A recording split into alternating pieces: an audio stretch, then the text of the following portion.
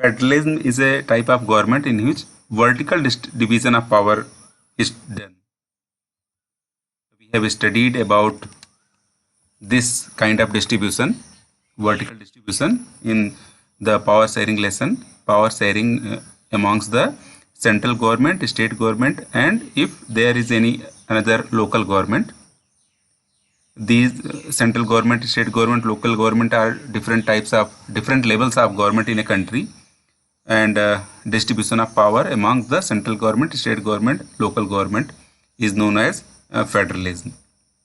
What is federalism? Federalism क्या है? अगर इसके बारे में बात करें परिभाषा के रूप में, एज ए डिफिनीशन के रूप में, तो डिफिनीशन कैसे बनाएंगे? As per study, case study of Belgium and Sri Lanka. जैसा हमने बेल्जियम के बारे में और श्रीलंका के बारे में पढ़ा है, Sri Lanka continues to be a unitary system where the national government has all the powers. Sri Lanka के बारे में हमने पढ़ा कि वहाँ की जो सरकार थी, जिसका पूरे श्रीलंका पर शासन था, वो यूनिटरी थी और उसी का पूरे श्रीलंका में शासन चलता था, सारी पावर्स उसी के पास थी। तमिलों के लिए और सिंघलियों के लिए कोई अलग से सरकार नहीं थी। जबकि Belgium shifted from a unitary to a federal form of government. Belgium का जो स्ट्रक्चर है उसमें हमने पढ़ा था सेंट्रल गवर्नमेंट अलग से है, स्टेट गवर्नमेंट अलग से है, ब्रुसेल्स की गवर्नमेंट अलग से है, कम्युनिटी गवर्नमेंट अलग से है। तो श्रीलंका और बेल्जियम में जो गवर्नमेंट का जो स्ट्रक्चर है उसके आधार पर अगर हम ये जानना चाहें कि फेडरलिज्म क्या है, तो कह सकते हैं we can say that federalism is a type of government in which the powers are divided into the different level of governments. It may be central government and state government, and it may be central government, state government, community government, local government. तो जो powers हैं वो distribute हैं किसमें?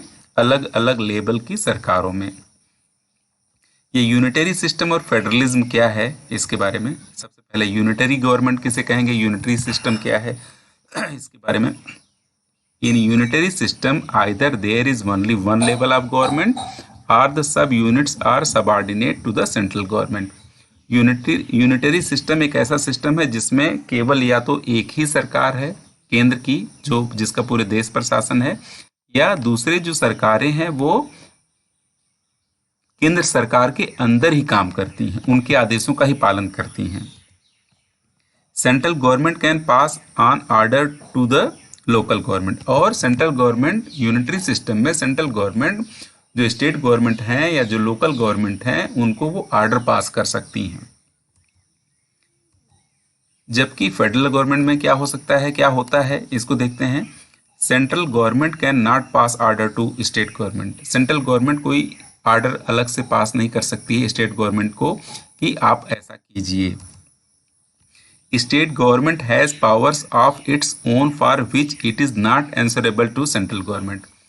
जिस source से central government को power मिली हुई होती है उसी सोर्स से स्टेट गवर्नमेंट को भी पावर मिली हुई होती है, और वो उनकी खुद की होती है, उनके लिए होती है, जिसके लिए वो किसी को जवाबदेह नहीं है. अगर जवाबदेह हैं किसी को तो जनता के लिए हैं, किसी सरकार को नहीं है. Features of federalism. जो फेडरलिज्म है क्या फीचर्स हैं, क्या की पॉइंट्स हैं, इसको देखते हैं one by one. Minimum 2 level, 2 और मोर लेवल ऑफ गवर्नमेंट्स होना जरूरी है. मिनिमम 2. नेक्स्ट है different types of government govern the same people under its own jurisdiction. State government, central government, local government different types of level हो सकता है, लेकिन public हम और आप जिसके ऊपर इस तरह की सरकारें शासन करती हैं वो एक ही जनता के ऊपर होती है, एक ही जनता के ऊपर शासन करते हैं. जनता का, पब्लिक का, पीपल का डिवीजन, सिटीजन का डिवीजन नहीं होता है. Different levels of government govern all the people accordingly under its own jurisdiction. सबका अपना अपना काम बटा हुआ है. ज्यूरिडिक्शन कौन डिसाइड करता है, कौन सा काम कौन करेगा? The jurisdiction is clearly defined by the constitution. जो कंट्री है, कंट्री का जो कॉन्स्टिट्यूशन है, जो सोर्स ऑफ पावर है, वहीं से डिस्ट्रीब्यूट हुआ रहता है सेंट्रल गवर्नमेंट को क्या करना है और स्टेट गवर्नमेंट को क्या करना है, गवर्नमेंट की क्या पावर है और स्टेट गवर्नमेंट या लोकल गवर्नमेंट अगर है तो उनकी क्या पावर है. The fundamental provisions can not be changed easily by one level of government. जैसा हमने पढ़ा कि सेंट्रल गवर्नमेंट या स्टेट गवर्नमेंट, लोकल गवर्नमेंट जो भी हैं उनको पावर्स मिली रहती हैं, कहाँ से? कॉन्स्टिट्यूशन से। तो पता चला ये कि कोई एक गवर्नमेंट क्या करे, कॉन्स्टिट्यूशन को ही बदल दे, ऐसा नहीं है। द फंडामेंटल प्रोविजंस, जो मूल चीज़ें हैं, ओरिजिनल चीज़ें हैं जिसके आधार पर देश में शासन व्यवस्था चलती है, only one level of government can not be changed easily. Courts have the powers to interpret the constitution and the power of the different type of government. अगर कोई कन्फ्लिक्ट होता है कॉन्स्टिट्यूशन में क्या लिखा हुआ है इसको लेकर के, या स्टेट गवर्नमेंट की पावर और सेंट्रल गवर्नमेंट की पावर का जो डिस्ट्रीब्यूशन, उसमें कोई कन्फ्लिक्ट होता है, तो courts, high court and supreme court में interpret the constitution and they can decide who can use this type of power. Source of revenue for each level of government are clearly specified. Central government, state government, local government को जो tax मिलेगा वो भी clearly constitution के द्वारा specified होता है, अलग अलग होता है, ताकि सेंट्रल गवर्नमेंट भी, स्टेट गवर्नमेंट भी और लोकल गवर्नमेंट भी अपनी शासन व्यवस्था चलाने के लिए टैक्स प्राप्त कर सकें, कर रेवेन्यू प्राप्त कर सकें, इकोनॉमिक फ्रीडम इंश्योर्ड रहे।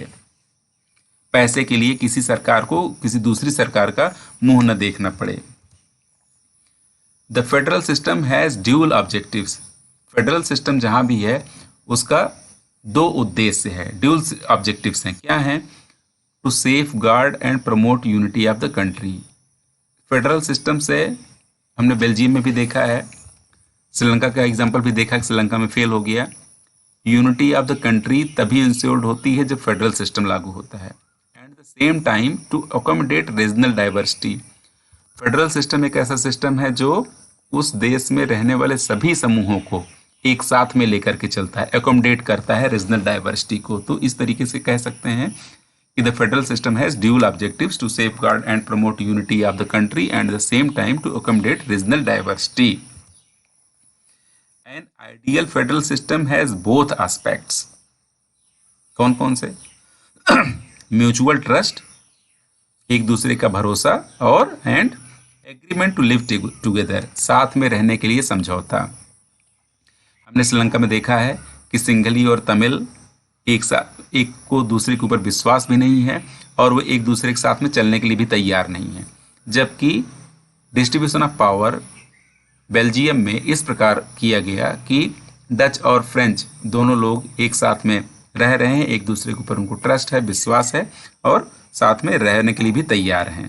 क्यों? क्योंकि उनके हितों को सिक्योर्ड किया गया है फेडरलिज्म के द्वारा। अब फेडरलिज्म दुनिया में कहाँ है, किस प्रकार का है, इसके बारे में बात करते हैं।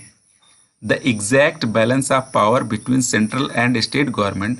दुनिया में जो तमाम सारे देश हैं और वहाँ अगर फेडरलिज्म है और कम से कम 2 लेवल की सेंट्रल गवर्नमेंट और स्टेट गवर्नमेंट हैं, तो powers between central and state governments varies, अलग अलग हो सकती हैं, and depend upon the historical context in which the federation was formed. देश का अस्तित्व, राष्ट्र का अस्तित्व किन संघर्षों से उभर कर आया है, किस तरीके का स्ट्रगल हुआ है राष्ट्र के निर्माण के लिए, इसके ऊपर डिपेंड करता है कि अगर वहाँ फेडरलिज्म है तो distribution of power, balance of power किस प्रकार से होगा सेंट्रल गवर्नमेंट और स्टेट गवर्नमेंट के बीच में। इसको हम और आगे देखेंगे तो समझ में आएगा।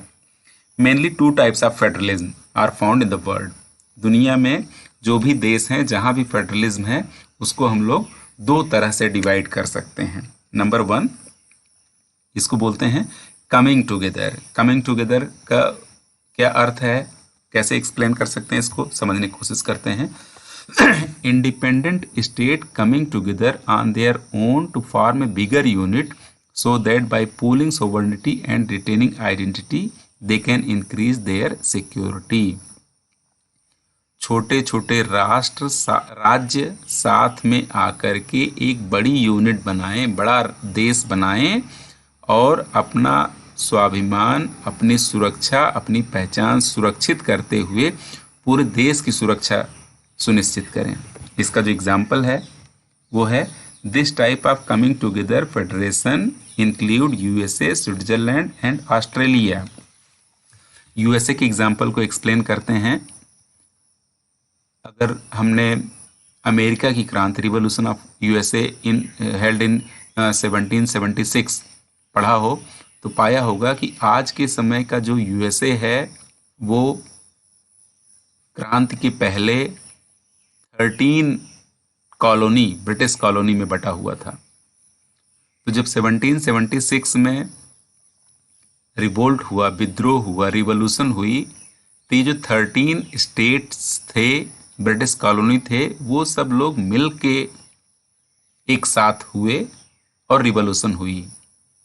ऐसी जो यूनिटी है, जो different types of state coming together आए, एक साथ में आए, अपने अधिकारों की रक्षा के लिए, अपनी पहचान सुनिश्चित करने के लिए, ऐसी जो व्यवस्था होती है उसे कमिंग टुगेदर कहते हैं। होल्डिंग टुगेदर, इसको देखते हैं। Where a large country decide to divide to its power between the constituent state and the national government. जहां एक बड़ा देश अपने अंदर विभिन्न राज्यों का निर्माण करता है और उनको शक्तियां प्रदान करता है कॉन्स्टिट्यूएंट संविधान के द्वारा, ऐसे शासन को होल्डिंग टुगेदर कहते हैं। एग्जाम्पल देखते हैं। India, Spain and Belgium are holding together federation. भारत की अगर बात करें तो अखंड भारत जो जम्मू कश्मीर से लेकर के कन्याकुमारी तक और गुजरात से लेकर के अरुणाचल प्रदेश तक फैला हुआ है, ये बहुत प्राचीन काल से ही ऐसा है। और अगर कोई रिवॉल्यूशन भी हुआ, कोई विद्रोह, रिवोल्ट भी हुआ, तो ब्रिटिश पीरियड में देखने को मिलता है अगेंस्ट द ब्रिटिश। बाकी सभी राज्य एक दूसरे के साथ में पहले से ही रह रहे हैं और शासन की व्यवस्था सुचारू रूप से चलती रहे, इसके लिए गवर्नमेंट ने स्टेट्स का निर्माण किया है, राज्यों का निर्माण किया है और शक्तियों का बंटवारा केंद्र सरकार ने राज्य सरकारों को प्रदान किया हुआ है। तो इस तरीके से हम ये कह सकते हैं कि भारत में जो फेडरलिज्म है वो होल्डिंग टुगेदर का एक बेस्ट एग्जाम्पल है कि भारत एक राष्ट्र है संपूर्ण और इसने राज्यों को बनाया है और उन राज्यों को शासन व्यवस्था सुचारू रूप से चल सके इसके लिए शक्ति प्रदान की है, पावर्स प्रदान की है कॉन्स्टिट्यूशन के द्वारा। इस तरीके से हम देखते हैं कि दुनिया में जो भी फेडरलिज्म टाइप की गवर्नमेंट हैं उनको हम सामान्यतः दो भागों में देख सकते हैं, दो स्वरूप में बांट सकते हैं, holding together and coming together. Federalism is a vertical division of power in between central government and state government, and if there are any local government then it may be shared with local government also. What is federalism? Federalism is a type of government in which the power are shared between two level of governments, minimum two level. Government may be in the form of unitary government. In unitary government there is only one government, that is central government, and if there are any state government या local government तो central government के under में ही वो state government और local government काम करती है। ऐसी गवर्नमेंट यूनिटरी गवर्नमेंट कहलाती है जिसमें सारी पावर्स यूनिटरी गवर्नमेंट में होती है। और फेडरल गवर्नमेंट में जिसमें पावर्स डिस्ट्रीब्यूट होती है, किसमें? सेंट्रल गवर्नमेंट, स्टेट गवर्नमेंट और अगर कोई और गवर्नमेंट है तो उसमें भी।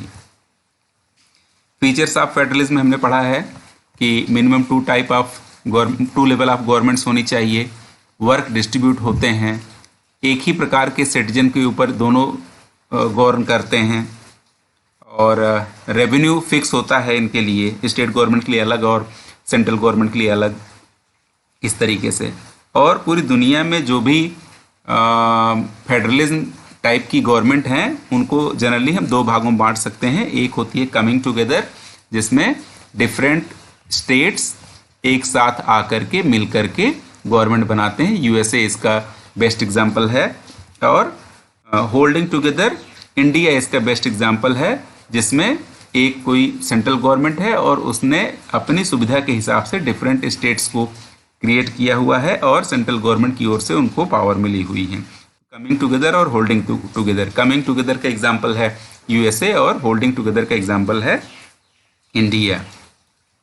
What makes India A federal country?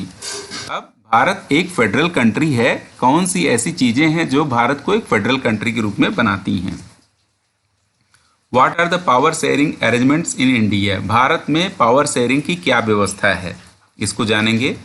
और इसी के साथ साथ हम ये जानेंगे soon after independence several princely states become a part of the country. हम ये जानते हैं कि जब भारत आज़ाद हुआ तो लगभग 700 से ज़्यादा रियासतें प्रिंसली स्टेट्स थे, जिनको सरदार वल्लभ भाई पटेल ने अपने एफर्ट्स के द्वारा उन सबको भारत में मिला लिया।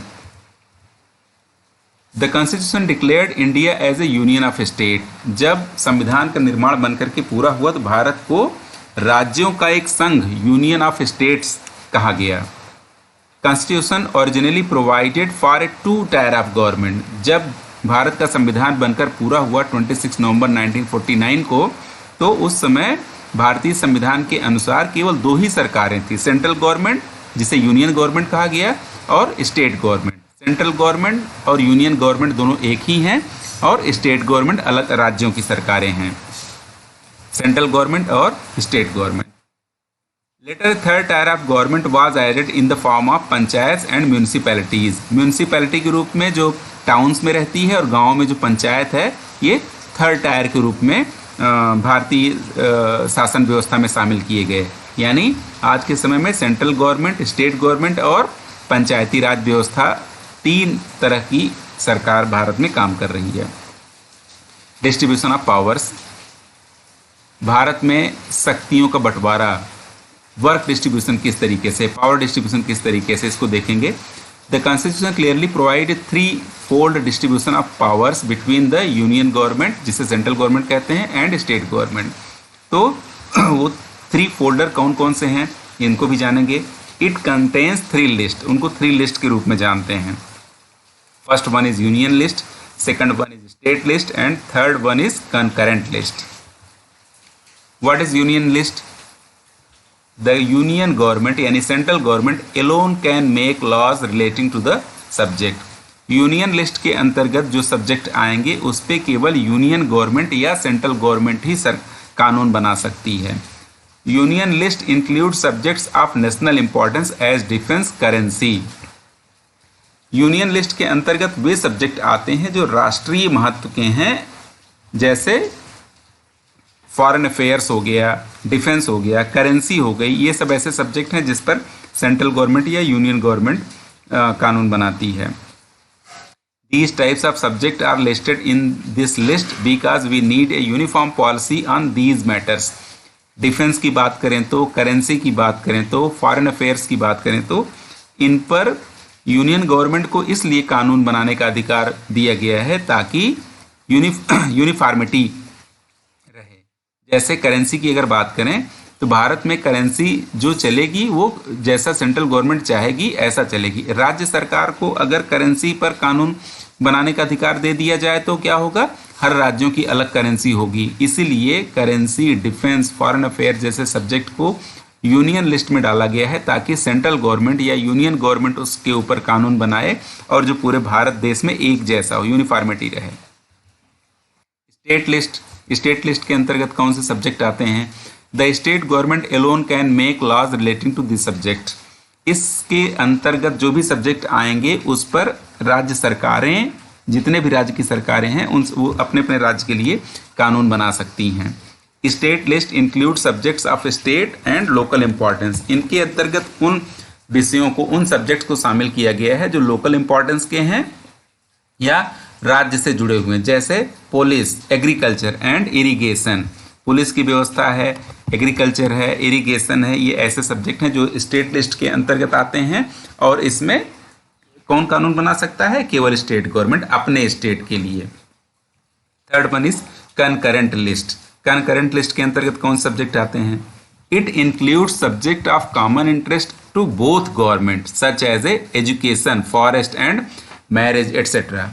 इसके अंतर्गत वे सब्जेक्ट आते हैं जो केंद्र सरकार के लिए भी हैं और स्टेट गवर्नमेंट के लिए भी हैं, सेंट्रल गवर्नमेंट के लिए भी हैं और स्टेट गवर्नमेंट के लिए भी हैं, जैसे एजुकेशन, फॉरेस्ट एंड मैरिज। अब इस पर देखते हैं कौन कानून बनाएगा। Both government can make law but in the case of conflict the law made by union government will prevail. राज्य की सरकार और केंद्र की सरकार दोनों इन विषयों पर कानून बना सकती हैं, ऐसे विषयों पर कानून बना सकती हैं जो कंकरेंट लिस्ट में हैं। लेकिन अगर कोई कन्फ्लिक्ट होता है स्टेट गवर्नमेंट के लॉ में और सेंट्रल गवर्नमेंट के लॉ में, तो जो सेंट्रल गवर्नमेंट का लॉ होगा वो मान्य होगा। What about subjects that don't fall in any of the three list? अभी जैसे हमने जाना यूनियन लिस्ट है, स्टेट लिस्ट है, कंकरेंट लिस्ट है, तो संविधान बनाने वाले लोगों ने, संविधान निर्माताओं ने बहुत सोच समझ करके 3 लिस्ट बनाई, union list for central government, state list for state and concurrent list for both. लेकिन अगर कोई ऐसा सब्जेक्ट जो नया आ जाए, जो उन तीनों लिस्ट में किसी में नहीं है, उस पर कौन सा कानून बनाएगा, इसको देखते हैं। Subjects that came up after the constitution was made according to our constitution the union government has the power to legislate on this subject.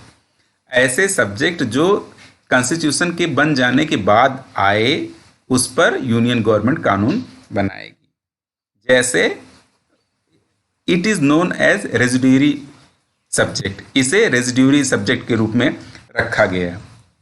जैसे कंप्यूटर सॉफ्टवेयर, मैच फिक्सिंग, अब ये ऐसे सब्जेक्ट हैं। कंप्यूटर सॉफ्टवेयर, तब computer का उतना use ही नहीं था जब संविधान का निर्माण हो रहा था, या संविधान का निर्माण जब बन के पूरा हुआ तो कंप्यूटर जैसी कोई चीज़ ही नहीं थी, इसलिए कंप्यूटर सॉफ्टवेयर के बारे में उस समय के लोगों ने सोचा ही नहीं, तो कंप्यूटर सॉफ्टवेयर नया सब्जेक्ट है। मैच फिक्सिंग, लोगों को लगता ही नहीं था कि मैच खेलते समय हम फिक्स कर लेंगे जो है कि हमको जीतना है कि हमको हारना है, जबकि हम जानते हैं कि सब जीतने के लिए ही खेलते हैं।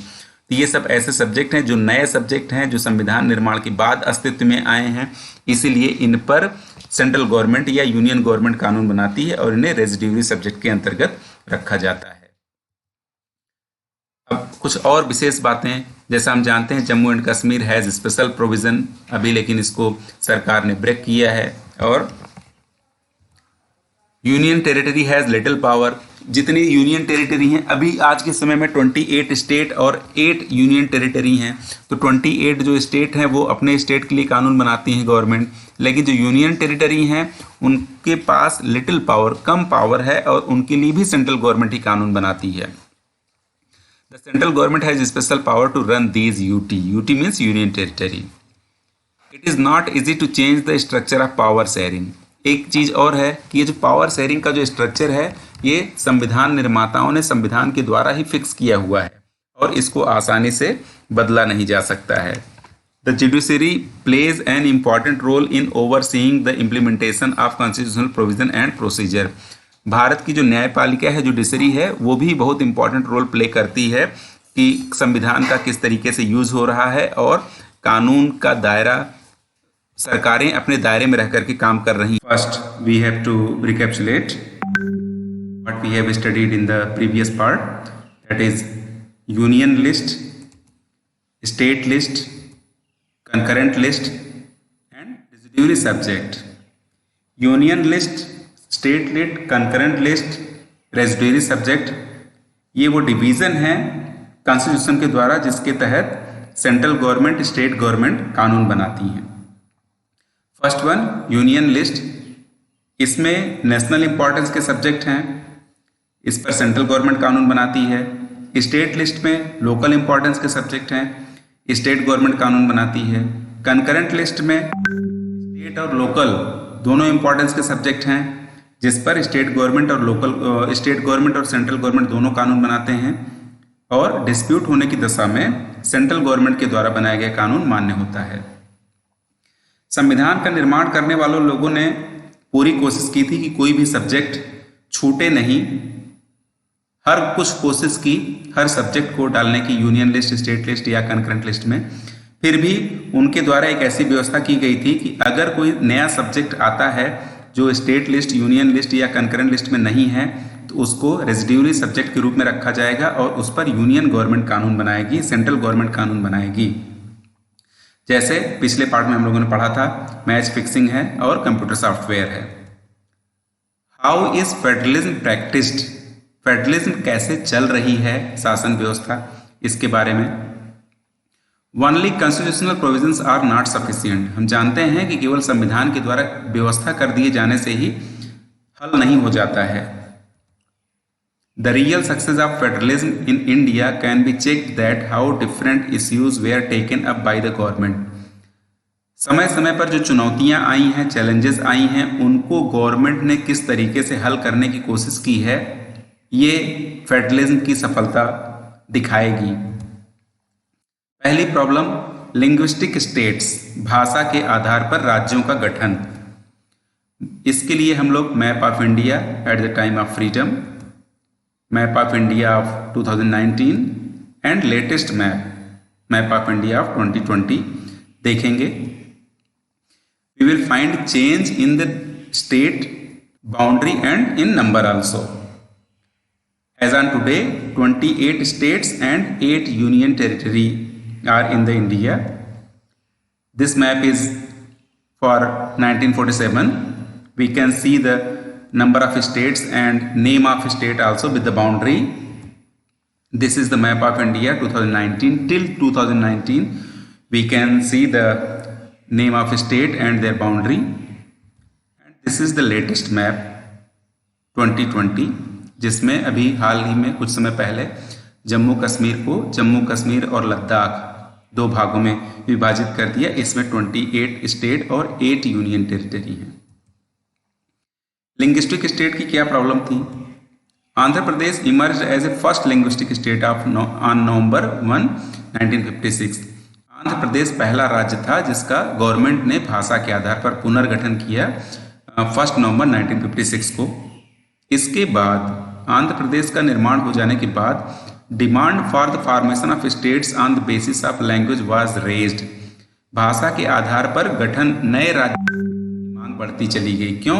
क्योंकि भारत में अनेक सारी भाषाएं हैं, इसलिए आने वाले समय में चैलेंजेस आने लगी। The central government registered linguistic state. बाद में जब केंद्र की सरकार को, सेंट्रल गवर्नमेंट को लगा कि भाषा के आधार पर राज्यों का पुनर्गठन अगर करते जाएंगे तो नंबर ऑफ स्टेट्स बहुत सारे ज़्यादा हो जाएंगे और ये डिमांड कभी पूरी नहीं होगी। Formation of linguistic states has actually made the country more United. जबकि हम जानते हैं कि भाषा के आधार पर राज्यों के पुनर्गठन करने से, क्योंकि गवर्नमेंट को शासन कार्य करना, गवर्नमेंट वर्क करना इजी है, क्योंकि एक ही राज्य में अगर एक ही भाषा के बोलने वाले लोग होंगे तो शासन कार्य सुचारू रूप से चलेगा, इसलिए देश यूनाइट रहेगा। लेकिन नंबर ऑफ स्टेट्स ज़्यादा हो सकते हैं, इसीलिए गवर्नमेंट ने रजिस्ट्रेट किया, रोक दिया। It has also made administration easier. अगर भाषा के आधार पर राज्यों का गठन होता है तो सही तो है, लेकिन नंबर ऑफ स्टेट्स बढ़ते जाएंगे। लैंग्वेज पॉलिसी दूसरी ऐसी समस्या। Second test of for Indian federation is language policy. दूसरी जो चुनौती थी वो भाषा की चुनौती थी। भाषा की चुनौती क्या है कि constitution did not give the status of national language to any one language. भारतीय संविधान में किसी भी एक भाषा को नेशनल लैंग्वेज का दर्जा नहीं प्राप्त है। Hindi was identifies as the official language. Hindi को सरकारी भाषा, सरकारी ऑफिसों की कार्यकारी भाषा के रूप में पहचान किया गया था। मदर टंग का 40% पीपल इज हिंदी, जबकि पूरे देश में केवल 40% लोग ही हिंदी बोलते हैं, बाकी लोग जो है अन्य भाषाएं बोलते हैं। लैंग्वेज पॉलिसी को और कंटिन्यू करेंगे। As on today 22 languages recognised as scheduled language. 22 भाषाएं आज के समय में संविधान में लिस्टेड हैं। States have their own official language. हर राज्य की अपनी अलग भाषा है। To avoid the dispute use of English for official purpose was to stop in 1965।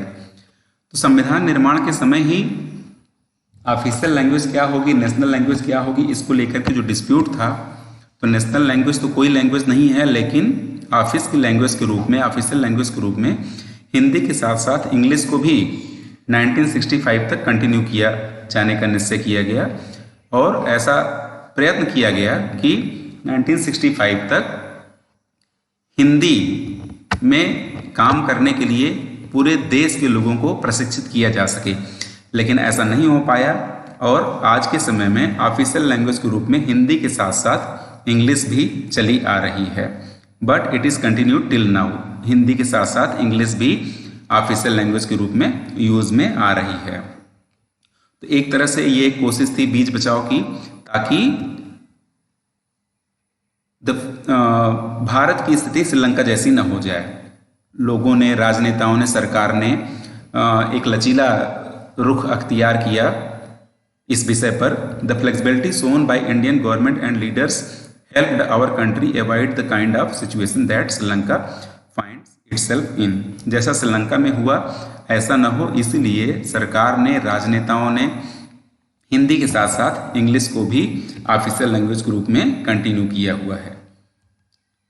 Third problem जिसको इंडियन गवर्नमेंट ने फेस किया is centre and state relation.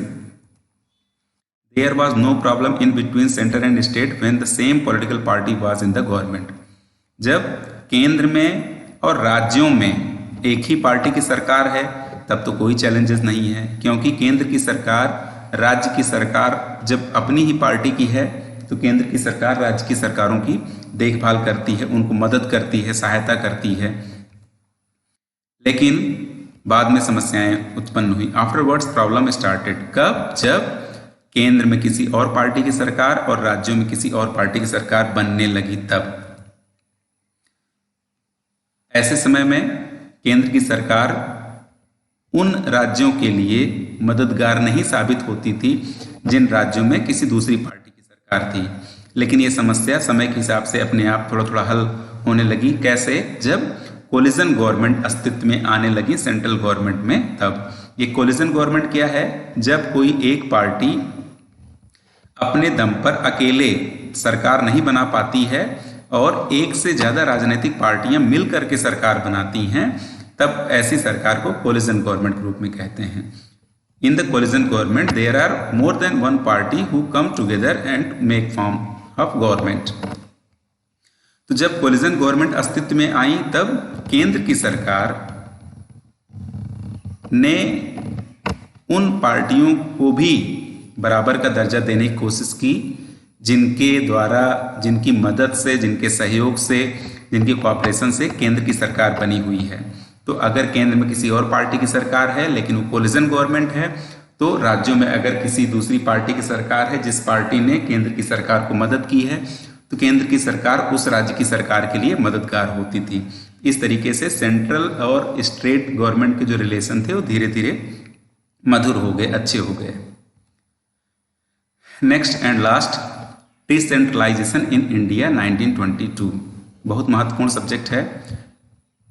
जब 26 नवंबर 1949 को भारतीय संविधान बनकर पूरा हुआ, संविधान में केवल दो प्रकार के, 2 टायर्स ऑफ गवर्नमेंट का अरेंजमेंट था, central government and state government. लेकिन क्योंकि भारत बहुत बड़ा देश है, जनसंख्या के मामले में, क्षेत्रफल के मामले में डाइवर्सिटी बहुत सारी है, इसलिए सरकार को लगा कि नंबर ऑफ गवर्नमेंट जो 2 हैं, सेंट्रल गवर्नमेंट और स्टेट गवर्नमेंट, वो सफिशिएंट नहीं है सरकारी काम को चलाने के लिए या डेवलपमेंट के लिए। इसलिए 1992 में गवर्नमेंट में सेंट्रल गवर्नमेंट और स्टेट गवर्नमेंट के साथ साथ एक थर्ड टायर, जिसे पंचायती राज व्यवस्था या म्यूनिसिपैलिटी कहा गया, इसको जोड़ा गया और इसको मजबूती प्रदान की गई डिसेंट्रलाइजेशन को, थर्ड टायर वाली गवर्नमेंट को, और उसके लिए निम्नलिखित प्रावधान किए गए। First one is, it is constitutionally mandatory to hold regular election to local government. जिस तरीके से सेंट्रल गवर्नमेंट और स्टेट गवर्नमेंट के इलेक्शन हर 5 साल बाद होते हैं, उसी तरीके से ये जो थर्ड टायर लोकल गवर्नमेंट के रूप में 1992 में ऐड हुआ, इसके भी हर 5 साल बाद नियमित इलेक्शन होने हैं, ऐसा सुनिश्चित किया गया। Seats are reserved in the elected body for SC, ST and OBC। जो गांव के सरपंच हैं, प्रधान हैं, उनमें म्यूनिसिपैलिटी की जो व्यवस्था है, टाउन्स में, उनमें जो भी सारी सीटें हैं वो उनमें SC, ST और OBC को रिजर्वेशन दिया गया। At least 1/3 seats are reserve for women. 1/3 seat महिलाओं के लिए भी आरक्षित है। State election commission will conduct the election of third tier government. Central government और स्टेट गवर्नमेंट की चुनाव सेंट्रल इलेक्शन कमीशन कराता है। थर्ड टायर का चुनाव कराने के लिए हर स्टेट में स्टेट इलेक्शन कमीशन इस्टेब्लिश किया गया जो थर्ड टायर की गवर्नमेंट का चुनाव कराएगा। The states government are required to share some powers and revenue with local government bodies. जो थर्ड टायर की गवर्नमेंट है उनको बराबर रेवेन्यू मिलता रहे और उनको कुछ पावर्स हो, इसलिए स्टेट गवर्नमेंट से कुछ पावर लेकर के थर्ड टायर वाली गवर्नमेंट को प्रदान किया गया। Approximate as on today more than 36 lakh elected representative are in the third tier government. इस तरीके से डिसेंट्रलाइजेशन के कारण अधिक से अधिक लोग शासन की व्यवस्था से जुड़ करके देश की एकता को मजबूती प्रदान कर रहे हैं। Thank you very much.